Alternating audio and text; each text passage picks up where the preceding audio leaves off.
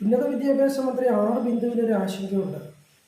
കേരളത്തിൻ്റെ ഗവർണർ ആരിഫ് മുഹമ്മദ് ഖാൻ കലാലയങ്ങളെ കാവ്യവൽക്കരിക്കാൻ ശ്രമിക്കുന്നത് നല്ല ആശങ്കയാണ്. കലാലയങ്ങളിലും വിദ്യാലയങ്ങളിലും രാഷ്ട്രീയം ഒരു പഠന വിഷയമാകണം എന്നുള്ളതിന് എനിക്ക് അഭിപ്രായമുണ്ട്. പക്ഷേ അതൊരു പ്രവർത്തന കേന്ദ്രമാക്കി മാറ്റാൻ പാടില്ല.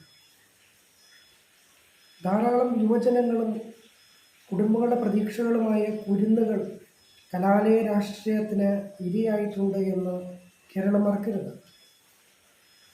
വിദ്യാലയങ്ങളെയും കലാലയങ്ങളെയും ചുവപ്പുവൽക്കരിച്ച ഒരു പാർട്ടിയുടെ മന്ത്രിയായ ആർ ബിന്ദു ഇന്ന് കാവ്യവൽക്കരണത്തെ എതിർക്കുമ്പോൾ എന്തുകൊണ്ടാണ് ചുവപ്പുവൽക്കരണത്തിലൂടെ നഷ്ടപ്പെട്ട ജീവനുകളെക്കുറിച്ച് മിണ്ടാതിരിക്കുന്നത്? കാവ്യവൽക്കരണത്തിൽ മാത്രം എന്താണ് ഉന്നത വിദ്യാഭ്യാസ മന്ത്രിക്ക് ഇത്ര ആശങ്ക?